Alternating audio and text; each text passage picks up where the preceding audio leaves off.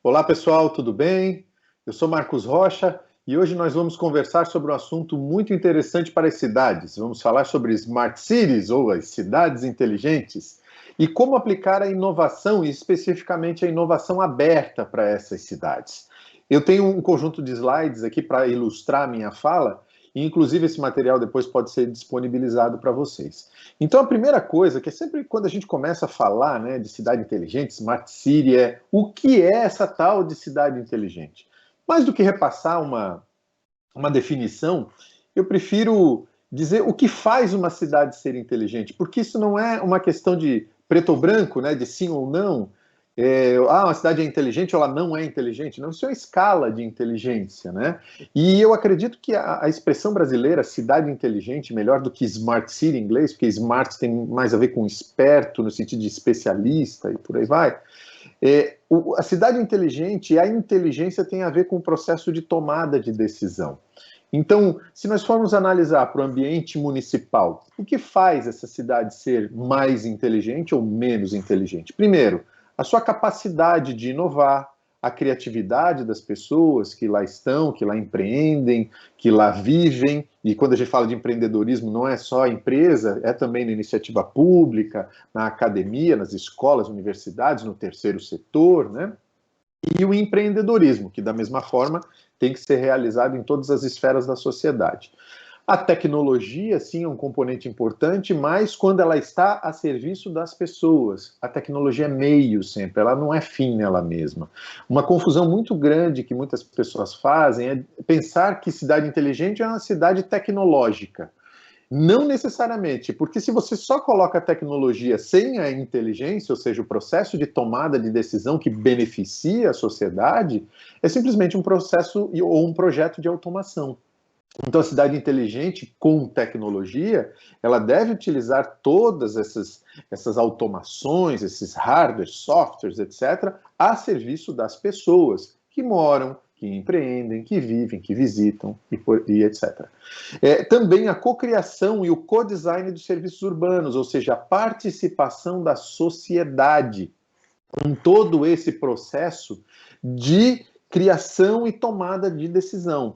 Quando vai criar um novo serviço público, uma nova política pública, pedir, solicitar a participação da sociedade civil organizada, da academia, das instituições empresariais e tudo mais, aquilo que a gente costuma chamar de ecossistema de empreendedorismo e inovação.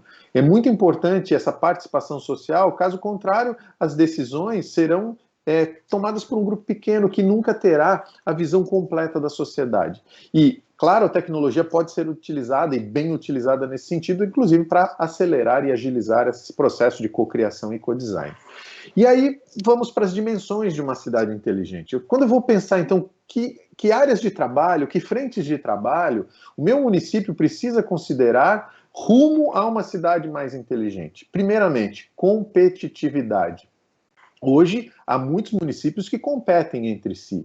Então, é necessário pensar, poxa, na simplificação das barreiras para abrir empreendimentos, na questão da carga tributária, da forma de prestação de contas contábeis e assim por diante.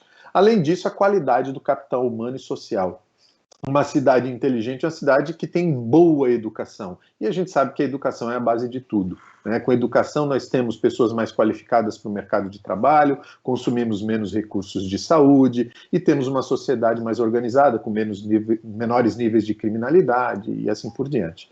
E também a governança. Como eu falei, essa participação de todos os atores desses ecossistemas de inovação, cada território com seu ecossistema, permite uma tomada de decisão mais equilibrada, mais coletiva, e com isso as pessoas que fazem parte desse processo de tomada de decisão se sentem mais proprietárias, inclusive, daquilo que foi decidido. O que é importante, afinal de contas, apesar da gestão da cidade estar a cargo da prefeitura, a responsabilidade por uma cidade boa para morar, para visitar, empreender, etc., é de todos, não só da prefeitura. Além disso, temos que pensar, a cidade inteligente precisa ter uma boa mobilidade urbana, precisa cuidar do meio ambiente e, com isso, com outros indicadores, como eu já falei, saúde, educação, segurança, ter uma boa qualidade de vida. Então, cidade inteligente, é tecnologia? a serviço de todas essas dimensões, não só a tecnologia por ela mesma. Então a gente precisa primeiro saber quais são os desafios em todas essas dimensões, planejar as ações e para cada uma dessas ações planejadas e acordadas, co-criadas com toda a sociedade, escolher as melhores tecnologias para cada caso. E aí nós temos, nesse sentido, várias oportunidades para utilizar, e bem utilizar, a tecnologia da informação e da comunicação para a cidade inteligente. Porque eu destaco o seguinte, tecnologia não é só as TICs, que a gente chama, tecnologias da informação e da comunicação. Tecnologia pode ser um processo, um método, um equipamento, uma nova substância, um novo medicamento, e por aí vai. Então, dessa forma, a gente está falando de cidades inteligentes, principalmente do uso das TICs, das tecnologias da informação e da comunicação. E aí nós temos áreas que são muito interessantes para aplicar, de novo, para que as cidades tenham esse componente da inteligência mais aflorado, mais destacado, em prol de uma qualidade de vida, melhor empreendedorismo, etc. Então temos a energia, tem muita tecnologia para melhorar a iluminação em si, também o consumo de energia, né? A iluminação pública vem junto com isso, né? Você reduzir o consumo de energia para a iluminação, sem com isso reduzir a iluminação em si. É possível, inclusive, aumentar a iluminação, ser mais inteligente na iluminação, colocando mais luz onde mais precisa, menos potência onde não precisa tanto, e com isso ainda economizar o consumo de energia elétrica, que é tão importante nos dias de hoje. Saneamento básico, né? Tanto a questão da água quanto dos resíduos, né, dos efluentes líquidos, do esgoto, que a gente chama, muito importante, tem muita tecnologia que pode ajudar nisso, e aí não só as TICs, né, aí você tem outras tecnologias, como a própria biotecnologia, que pode ajudar bastante. Imóveis comerciais e residenciais, ou seja, tecnologia para verificar a questão de obedecimento ao plano diretor, a fiscalização das construções, tanto comerciais quanto residenciais, e assim vai. Saúde. E com a pandemia, a tecnologia da informação veio muito fortemente para a saúde, né? A telemedicina chegou, e as cidades que saíram na frente na implantação da telemedicina, com certeza tiveram grandes conquistas no combate à Covid-19. Também a segurança pública, né, com sistemas de vídeo monitoramento, inteligência artificial, denúncias ou atendimento via celular, e assim vai. Consegue ter muito bom uso da tecnologia.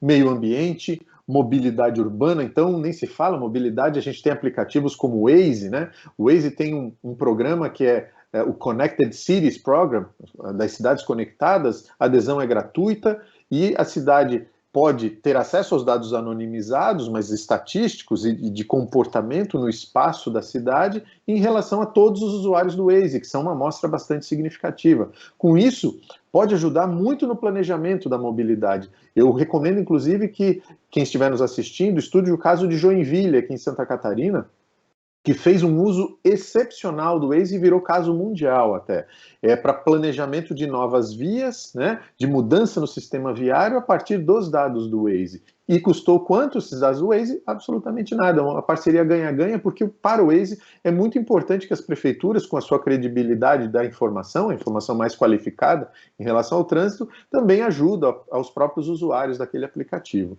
A logística também é muito importante, a questão de entrega de material, de armazenamento, tudo mais, tem bastante tecnologia para isso. Educação e cultura, de novo, na pandemia, a educação, principalmente, precisou utilizar das tecnologias de educação à distância, né? Foram fundamentais. E a própria cultura. Quantas lives nós não assistimos nos últimos meses, né? Quase anos, já que essa pandemia vem durando. Então, certamente todas essas questões permanecerão na sociedade. Não foi só por causa da pandemia. Talvez a pandemia acelerou a adoção dessas tecnologias, mas elas bem utilizadas, você pode ter ganhos fenomenais em termos, principalmente, de educação, né? Vejam, o aluno, antes da pandemia, ficava principalmente em sala de aula. Depois da pandemia, ele vai poder estar na sala de aula e também online. Então, usar os dois momentos adequadamente, com boas metodologias, e a partir disso escolher a melhor tecnologia.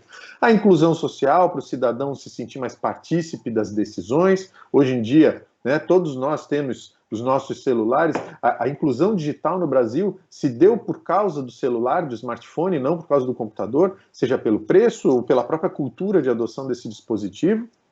O governo eletrônico vem nesse sentido também, e com isso todo um benefício à economia, com automação de processos, a questão de nota fiscal eletrônica, e tem muita coisa, mas eu procurei elencar e resumir as principais frentes de trabalho, de novo, com a tecnologia servindo aos processos, às soluções que foram desenhadas para cada uma dessas frentes de trabalho.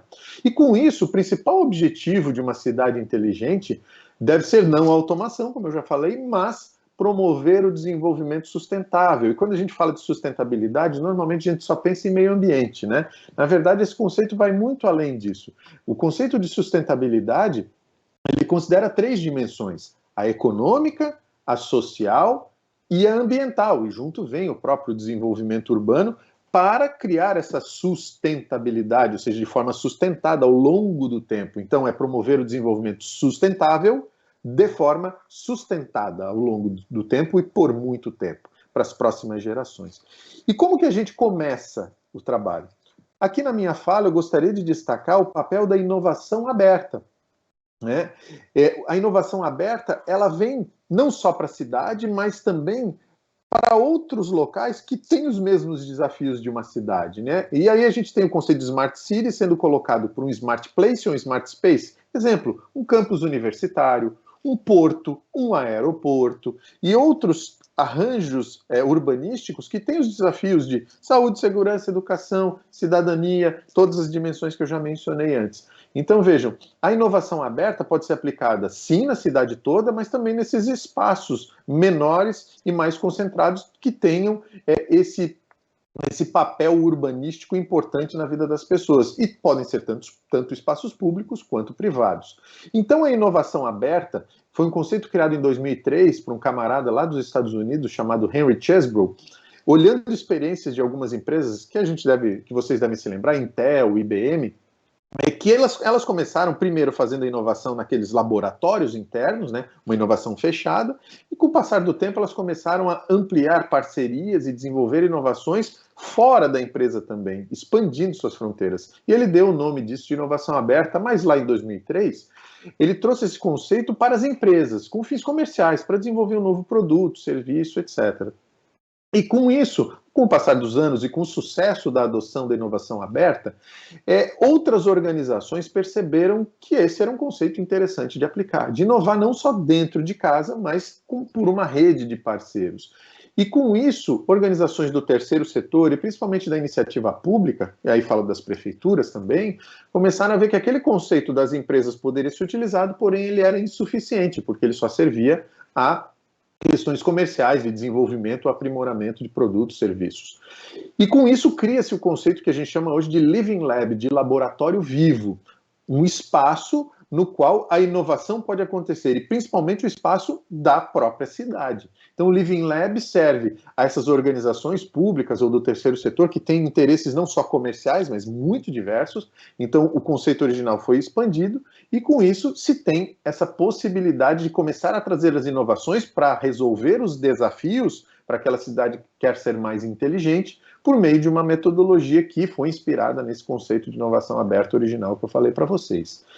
E eu quero trazer como exemplo um caso de sucesso que eu tive a felicidade de liderar aqui em Florianópolis, Santa Catarina, que foi um Living Lab, Florianópolis, obviamente com o nome, e que teve resultados interessantes que eu gostaria de compartilhar e contar a história, para que você possa implantar também esse processo na sua cidade. Primeiramente, a gente começou com um piloto, sempre aprendendo, né? A gente não começa grande, a gente começa pequeno, aprendendo. Afinal de contas, inclusive fomos pioneiros no Brasil na época. Isso eu estou falando do ano de 2017. Pegamos uma rua do centro da cidade, bastante movimentada, e que tinha um desafio de segurança, né? Isso é uma questão, várias cidades no Brasil têm tido um certo esvaziamento dos seus centros, né, do bairro central, e aqui não foi diferente. Essa rua começou a sentir problema de morador de rua dormindo à frente das lojas e dos condomínios, a questão da sujeira, a questão de pequenos furtos começaram a acontecer, então a segurança passou a ser um assunto muito interessante. Então veja o problema. E aí buscou-se uma série de parcerias, né? Como eu falei, do ecossistema. A Prefeitura de Florianópolis, à época eu estava à frente da Superintendência de Ciência, Tecnologia e Inovação, busquei parceria com a Associação Comercial e Industrial de Florianópolis e com a ACAT, Associação Catarinense de Empresas de Tecnologia. E com isso, trouxemos uma série de organizações, uma universidade, um Instituto Federal e várias empresas que aqui estão listadas, que começaram a colaborar junto para criar uma solução tecnológica e de serviços para tentar solucionar aquele problema de segurança que lá estava. Essa aqui é a foto da rua. É uma rua bastante bonita, bacana, é um open shopping que o pessoal chama, né, com paver, o calçamento e a rua no mesmo nível, no final de semana ela é fechada, né, para fazer eventos, mas o que foi feito? Bom, uma das principais soluções tecnológicas para segurança é o famoso CFTV, Circuito Fechado de TV. Mas ele é restrito, porque é fechado, aquela pessoa, aquela empresa que pagou, comprou e mantém aquele sistema. Mas como é que a gente inova nesse sentido? Então, aquelas empresas, entidades e a academia, né, a universidade juntos, criaram um sistema colaborativo de vídeo monitoramento, ou seja, compartilhado. Como é que funciona? Cada morador, ou cada condomínio, ou cada lojista, com a sua câmera, conectava nessa plataforma que foi criada, e com isso todos podiam ver as câmeras de todos na rua. Por isso que é compartilhado. Então passou a ser um circuito aberto de vídeo monitoramento, o que os especialistas poderiam chamar de crowdsourcing, né? Ou seja, uma fonte de dados alimentando outras fontes e todo mundo ganhando com isso. E aí, esse produto foi um sucesso, se melhorou muito, os vizinhos, inclusive pela plataforma, começaram a se comunicar com os órgãos de segurança, que também tinham acesso a essas câmeras, e vários benefícios foram trazidos para a sociedade desse projeto. Virou uma solução comercial, uma das empresas levou isso para a sociedade, isso está no estado inteiro hoje. Os próprios órgãos de segurança, meses depois, lançaram um edital para poder receber dentro da plataforma deles as imagens das câmeras privadas de lojistas ou cidadãos que quisessem ceder essas câmeras, a imagem dessas câmeras, né? Então, muito benefício para a sociedade. Só com essas duas questões, a gente ampliou muito a quantidade de câmeras disponíveis e é um custo muito acessível para todos os participantes, causando aquele benefício desejado para a sociedade. E sim, o problema inicial foi resolvido, minimizou muito a questão, os problemas que existiam antes. E a gente aprendeu muito com isso, né? E a partir disso nós demos o próximo passo, que foi a partir do processo do professor José Piqué, lá de Barcelona, foi um dos fundadores do 22 Arroba, que é o distrito de inovação de lá. Ele compartilhou conosco, por meio do laboratório VIA da Universidade Federal de Santa Catarina, da Engenharia de Gestão do Conhecimento, este processo aqui que foi implantado na sua plenitude. E ele tem essas 1, 2, 3, 4 fases com 3 filtros. Eu vou explicar resumidamente. Primeiramente, é feito o diagnóstico dos problemas da cidade, dos desafios, né, à luz da realidade e das oportunidades, né, do interesse, dos recursos disponíveis, etc. Por meio disso, nós fazemos um filtro e definimos quais são os desafios da cidade para os quais nós queremos buscar soluções inovadoras. Legal. Aí, por meio de alguns workshops internos e externos, envolvendo o ecossistema, como eu falei para vocês, nós criamos uma chamada pública, um desafio, chamando soluções tecnológicas de todo o Brasil para solucionar aqueles problemas. Eu já vou mostrar para vocês quais foram os do primeiro ano, que foi o ciclo 2018/19. Iniciou final de 2018 e aí ele foi concretizado em 2019. Novamente, todo o ecossistema foi envolvido e recebemos as propostas. À época, recebemos quase 30 propostas e selecionamos 10, que era a nossa capacidade de atendimento, e partimos para a terceira fase, que foi a fase de desenvolvimento e teste das soluções, ou seja, projetos piloto. Envolvemos todos os órgãos ou o público-alvo necessário para fazer a validação de cada uma das inovações, buscamos as autorizações que foram necessárias, às vezes da Polícia Rodoviária Federal, Polícia Rodoviária Estadual, da Guarda Municipal, em outros casos da Secretaria de Urbanismo, enfim. O bom de estar dentro da prefeitura é que a gente pôde ajudar as startups. Sem o Living Lab, elas não conseguiam fazer essa validação, né? E aí, ao final desse ciclo de validação, de em torno de 4 meses, fizemos o último filtro, que foi validar efetivamente com indicadores de desempenho e com os relatos do público-alvo de cada solução, nós pudemos verificar quais foram as inovações que efetivamente representaram resposta aos desafios propostos lá no edital e quais não. E a partir disso nós fizemos uma recomendação de adoção, de escalabilidade, para efetivamente o benefício ser percebido pela sociedade e o propósito da inovação aberta ser alcançado. Então o processo foi esse. Os objetivos do Living Lab, né? Primeiramente, isso que eu já falei para vocês, os testes da solução em ambiente real, né? Você proporcionar para aquela solução tecnológica uma validação, não em laboratório, mas em campo. E se a prefeitura muitas vezes não apoia, isso não acontece, é muito difícil. E validar com o público-alvo, obviamente, muitas vezes esse público é a própria prefeitura, outras vezes são cidadãos e por aí vai.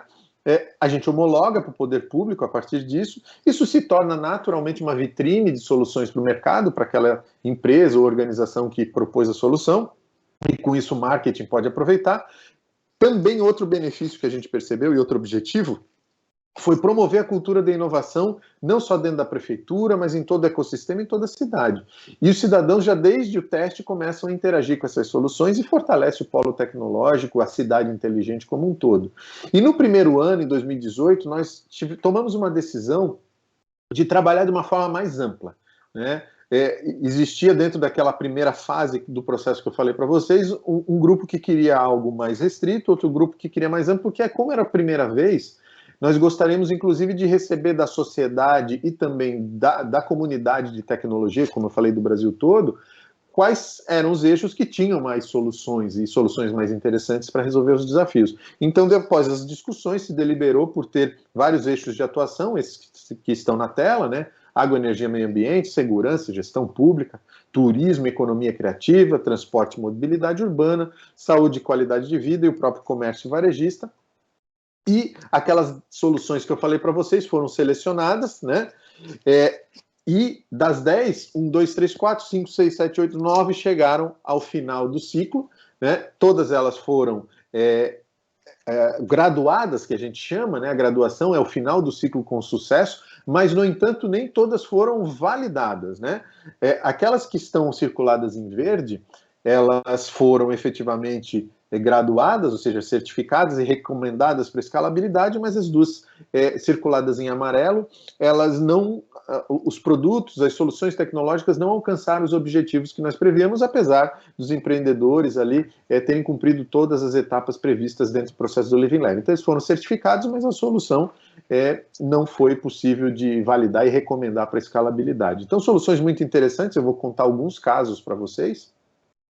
Aqui foram fotos que foram tiradas durante esse processo. A Maneje Bem, que é uma plataforma para ampliar o reflorestamento e as hortas urbanas, né, por praças, em terrenos e tudo mais, utilizando incentivos fiscais.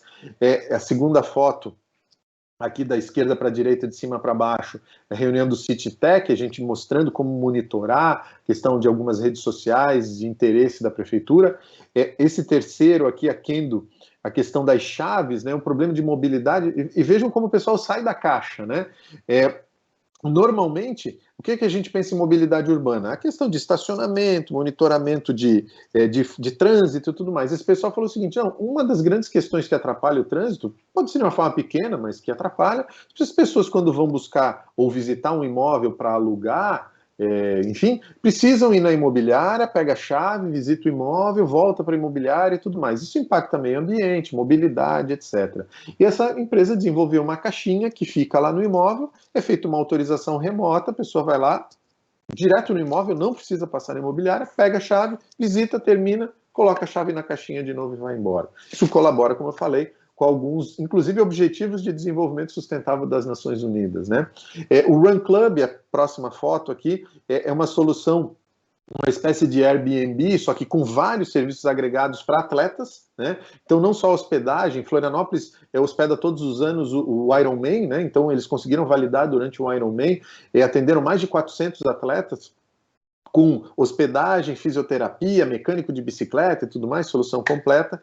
Aqui a foto do meio, pessoal da Sigmais e todos os outros empreendedores, né, que trabalharam dentro desse programa. Aqui o software da Rua Vidal Ramos, que também entrou novamente para a gente continuar a validação dele. E aqui embaixo a Sigmais de novo, que eu falei para vocês, o dashboard, que eu vou detalhar em seguida. O carro da Mobilis, que foi validado Esse não conseguiu, porque o carro, apesar de muito bonito, né, vocês podem ver, um carro elétrico, fabricado em Florianópolis, inclusive, mas que, infelizmente, apesar de eles terem cumprido todas as condições, ele não foi validado pela Guarda, porque não aguentou a demanda necessária, ou seja, não tinha robustez necessária. Mas esse teste, inclusive, gerou mídia nacional para eles, né? Eles apareceram no Jornal da Globo, junto com a Sigmais, inclusive, e também eles conseguiram vender para outros perfis de clientes para veículos de vizinhança, né? Como aeroportos, como condomínios fechados e por aí vai. E aqui também uma outra plataforma é apresentando seus resultados durante a etapa de validação. Como eu falei, a Sigmais foi um dos principais casos de sucesso, é uma solução de sensoriamento para medição de tráfego, mas também pode servir para verificação de estacionamento, se existe um carro estacionado ou não. É um sensor, como as fotos mostram, ele fica colocado no solo e ele mede a distorção do campo eletromagnético ao redor desse sensor, verificando se é um carro, se é um caminhão, ônibus, etc. E é colocado um sensor em cada pista. Foram colocados especificamente para esse teste piloto sensores em cada uma das pistas da entrada da ilha de Santa Catarina, onde Florianópolis fica localizada, e na saída também da ilha, que são dois grandes gargalos que nós temos no trânsito. Os resultados foram fantásticos, a prefeitura passou a ter informações que nunca teve, né? As informações de quantos carros passavam por minuto, por pista, ou seja, entravam, saíam. Isso ajudou muito no planejamento da mobilidade, principalmente na mitigação de engarrafamentos e tudo mais, né? E foi um resultado sensacional, um case de muito sucesso. E voltando aqui no slide anterior, aqui tem uma câmera na primeira foto, eles estavam gravando também para uma reportagem de impacto nacional. E aqui temos a foto da cerimônia de certificação de graduação dos participantes, né, do nosso Living Lab Florianópolis, edição 2018-2019. Todo mundo com a cara alegre, feliz, né, recebendo seus certificados. Essa cerimônia foi feita durante o Startup Summit de 2019, um evento que é anual, né? Durante a pandemia foi online, agora foi realizada a edição 2021 recentemente, e agora novamente presencial. Esperamos que tenha vida longa, bem como o Go Rio Grande do Norte, outros eventos muito bacanas que a gente vê para falar de inovação. Então, continuando, eu gostaria agora de mostrar um outro exemplo de inovação para cidades inteligentes, agora fora do contexto do Living Lab Florianópolis, foi realizado em outra cidade, em Itajaí, Santa Catarina, mas que evidencia a importância de inovar trazendo tecnologia de qualidade e que resolva problemas reais, mas de uma forma criativa. A parceria não precisa ser necessariamente nacional, ela pode ser global, internacional hoje. Itajaí fez a parceria com o CEA, que é um Instituto de Inovação de Portugal, é o que a gente chama de think tank, ou seja, uma grande referência global. Hoje, o CEA é o braço de inovação do Pacto Global das Nações Unidas para a questão de mobilidade, né? E a Prefeitura de Itajaí, então, fez a parceria com o CEA, que tem uma plataforma muito bacana, que eu quero mostrar um vídeo a seguir para vocês, que vai contar essa história de como a tecnologia pode colaborar com comportamentos sustentáveis para a redução dos gargalos da mobilidade urbana e, consequentemente, inclusive da poluição, né? Essa solução chama-se Air, eu vou contar um pouquinho mais sobre ela depois do vídeo, e é muito interessante, pode ser utilizado em qualquer prefeitura, inclusive cidades de referência do mundo todo estão utilizando o Air. Então vou passar o vídeo agora para vocês. E se você pudesse aumentar suas vendas e, ao mesmo tempo, ajudar a melhorar o trânsito em Itajaí? Com o novo aplicativo Move Itajaí que a Prefeitura está lançando, isso será simples. Utilizamos a plataforma Air, que está ganhando o mundo, para recompensar as pessoas por suas escolhas sustentáveis de transporte e redução das emissões de carbono. Basta baixar o app, monitorar trajetos a pé, de bicicleta ou ônibus. Depois, comprar produtos e serviços na rede de parceiros com Air Itajaí. Então, se você é um lojista, comerciante ou prestador de serviço, abra as portas do seu negócio para essa nova oportunidade. Baixe agora o Move Itajaí na App Store ou Play Store para começar a usar e entre em contato com a Secretaria de Desenvolvimento Econômico para cadastrar o seu negócio como parceiro oficial. Move Itajaí, uma cidade mais dinâmica e sustentável, está em suas mãos. O Air, vejam só, a ideia dele é usar um aplicativo para recompensar os comportamentos de mobilidade que são mais sustentáveis. Tipicamente, deixe o seu carro em casa e vá trabalhar de ônibus, de bicicleta, de patinete, a pé, da forma que você achar melhor, né? E com isso você recebe uma moeda, é uma criptomoeda baseada em créditos de carbono, chamada Air, com Y, como sai na tela, né? Cujo objetivo é exatamente criar e recompensar esses comportamentos e, inclusive, movimentar a economia local, porque esses créditos de Air podem ser aceitos pelo comércio local, inclusive até pela própria prefeitura para pagamento de impostos. Afinal de contas, é uma moeda eletrônica, digital, dentro desse novo mundo das criptomoedas, mas lastreada nos créditos de carbono, que são um título hoje reconhecido internacionalmente, então tem um valor bastante tangível. Então, inicialmente, o Air quantifica por meio do aplicativo, com seus sensores, né, as emissões de CO2 evitadas por meio exatamente desses comportamentos. Hoje os celulares sabem quando você está caminhando, quando está andando de bicicleta, quando entrou num ônibus, né, e evitou o seu carro em casa, e com isso recebe esses créditos e pode gastá-los no comércio local ou na própria prefeitura, como eu já falei, e hoje o câmbio de um Air é em torno de 15 centavos, né? E a tendência é que isso só se valorize. Aqui, isso é que é mais interessante para a prefeitura, se só essa questão do incentivo ao comportamento e da recompensa do comportamento dessa micromobilidade sustentável é interessante, o Air também vem com todo um conjunto de módulos de retaguarda que são muito interessantes. Esse é o exemplo do centro de operações da cidade de Cascais, que fica na zona metropolitana ali de Lisboa, né? Então vem toda uma plataforma de gestão da mobilidade junto.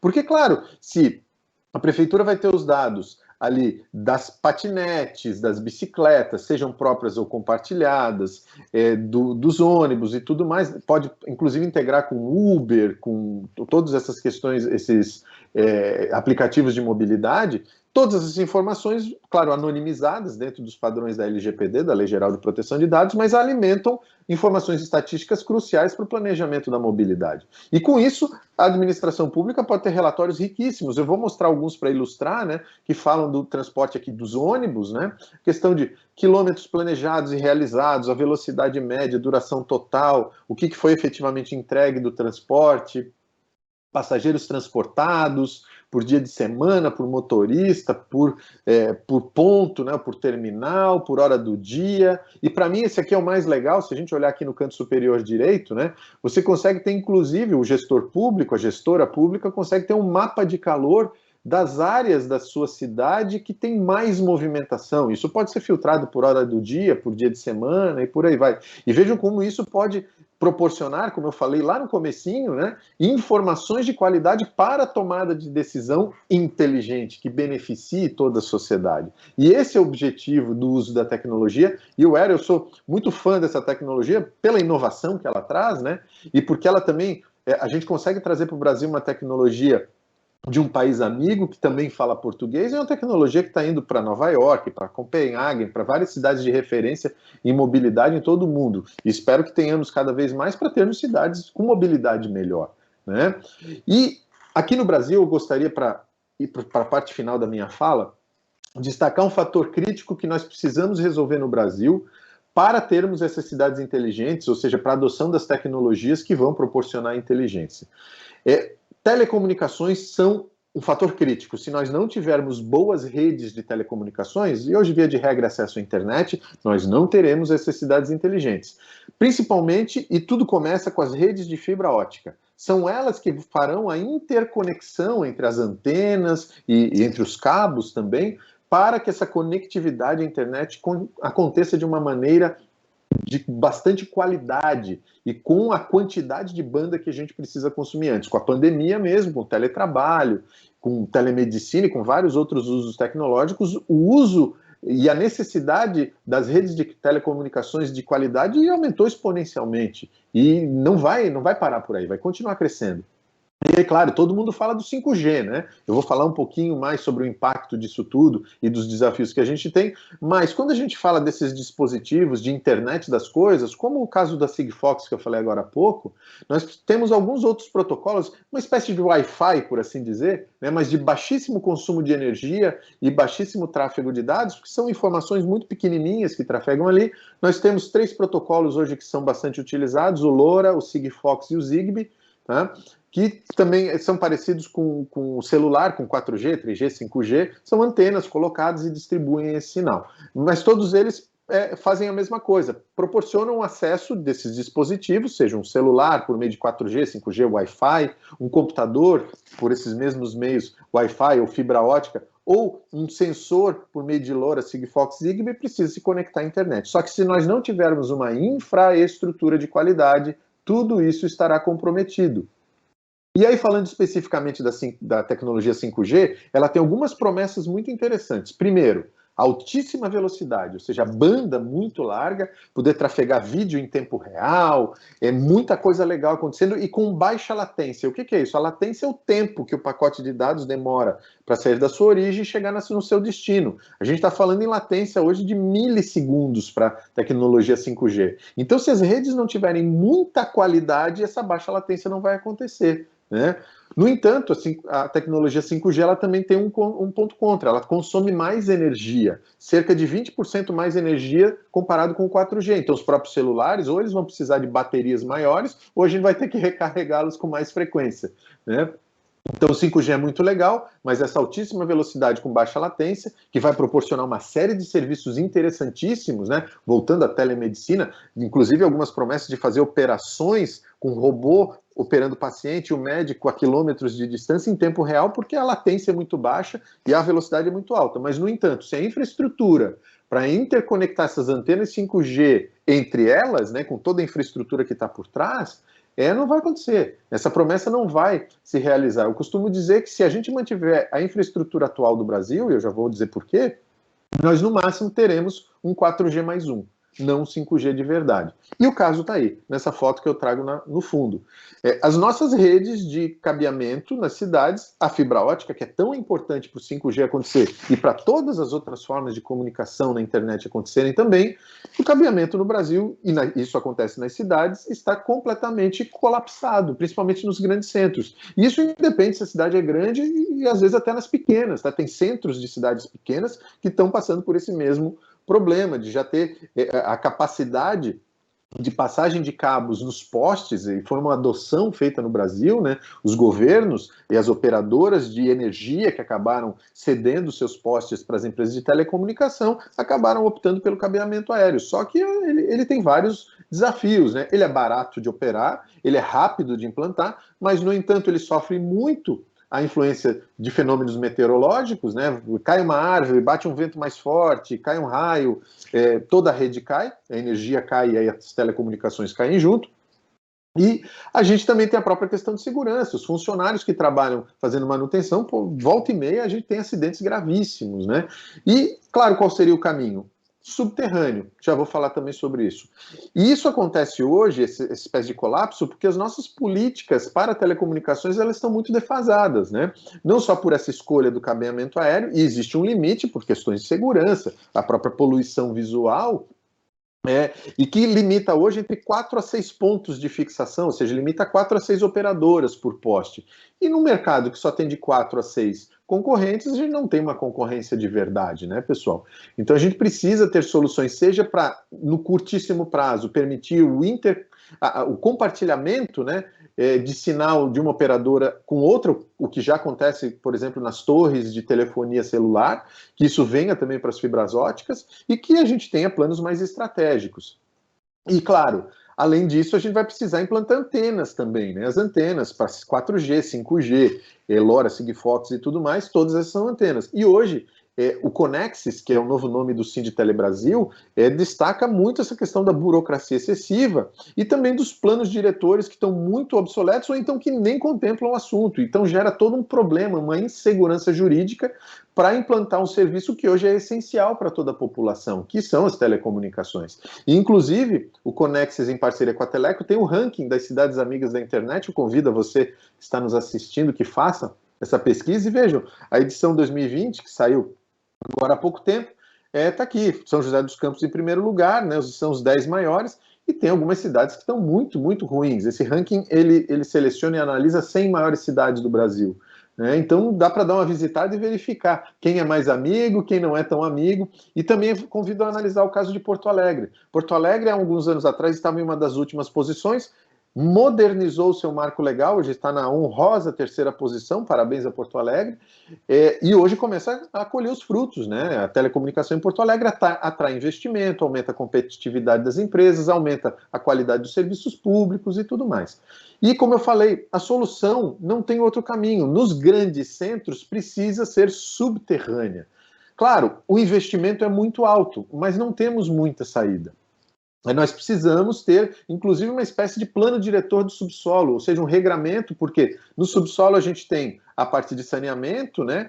Água, esgoto, temos a drenagem, temos gás natural em algumas cidades e precisamos ter também as redes de energia e de fibra ótica. Os benefícios são inúmeros, né? Só olhando essa foto do fundo aqui da tela já dá para perceber menos poluição visual, mais segurança, maior disponibilidade de serviço e tudo mais. E enquanto isso, é possível criar, como eu falei antes, a questão do compartilhamento do sinal entre as operadoras, pelo menos, para aproveitar melhor e trazer mais concorrência e competitividade para aquela infraestrutura existente, enquanto se trabalha a infraestrutura subterrânea. E a outra coisa em relação ao 5G, né, é importante ver que as antenas de 5G são muito diferentes daquelas torres que a gente via uns anos atrás. A foto do fundo ilustra uma antena de 5G, ela é muito discreta, ela é pequenininha, ela influencia muito pouco na paisagem e também influencia muito pouco na saúde, não tem diferença nenhuma, apesar dos fake news que transitaram, as antenas têm baixíssima potência, poluem muito pouco o ambiente visual, né? Mas a gente precisa modernizar os nossos marcos legais, porque eles estão tratando esse tipo de antena da mesma forma que se tratavam ou se tratam as torres de 40, 50 metros de altura. E se as cidades não modernizarem os seus marcos legais, a gente vai viver no passado e toda aquela promessa de cidade inteligente, 4G, 5G, com interconexão de qualidade, vai por água abaixo, não vai acontecer. Então é importante isso, até porque pelas escolhas de frequência que foram feitas no Brasil para o 5G, nós vamos precisar nas cidades, a depender do relevo, de 5 a 7 vezes mais antenas. Tá? Antenas parecidas com essa que eu coloquei aqui na tela para vocês. Então, a gente precisa, você que é gestor, gestora pública, endereçar o mais rápido possível esses dois assuntos, o das fibras óticas e também do marco legal para a implantação de antenas. Né? E com isso eu encerro a minha fala, agradecendo a todos que nos assistiram, dando parabéns pelos organizadores do evento e ficando à disposição para entrar em contato, para compartilhar mais ideias e ajudar a resolver os desafios das cidades de todo o Brasil, não só do Rio Grande do Norte, que está de parabéns pelo evento, e que a gente possa tornar as cidades mais inteligentes, acima de tudo, com benefício para todos que lá residem, empreendem, visitam, etc. Um grande abraço.